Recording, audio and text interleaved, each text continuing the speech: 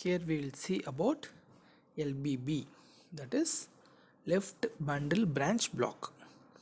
The impulse generated from the SA node goes to the AV node. From that bundle of is right bundle, left bundle, and this one is your myocardium. So this activates your ventricle. This is septum. So whenever impulse comes from here, goes down and activates both the ventricle, the time taken will be minimal, that is it will be less than 120 milliseconds.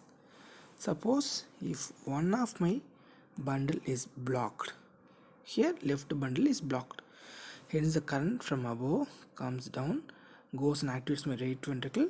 From there it conducts to the left ventricle via cell to cell conduction and then activates my left ventricle. So the current will take a longer time to depolarize both the ventricle.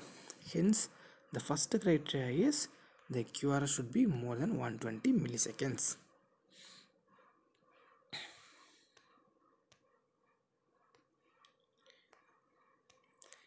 Next, so first criteria, the QRS should be more than 120 milliseconds. Next one is, consider this as the myocardium, this septum. This septum gets depolarized from left to right. So V6 and V5 will record this because the electrodes are placed here and the current goes away from V5 and V6. Normally in V5 V6 you will have a small Q wave followed by R wave and S wave, small S wave. So this Q wave in V5 V6 is due to septal activation by the left bundle.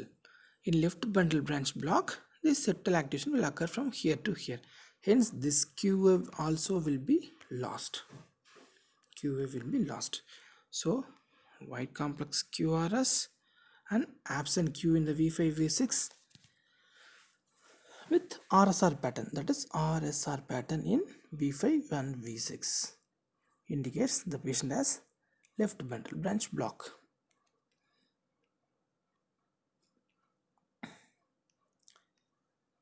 Next, whenever there is bundle branch block, the QRS and T will be in opposite direction.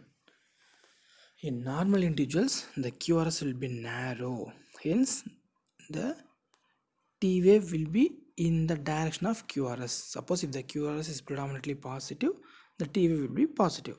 If the QRS is predominantly negative, it will be negative. But in the case of white complex QRS, that is in the presence of bundle branch block, the QRS and T will be discordant, that is it will be in the opposite direction. So V5 V6, as we know, in left bundle branch block will have this RSR pattern. So this is positive, so obviously my T wave will be negative. This is called as discordance. So ST T discordance will be there.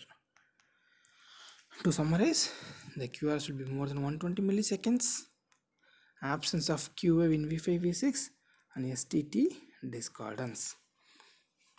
These are the points to diagnose left bundle branch block.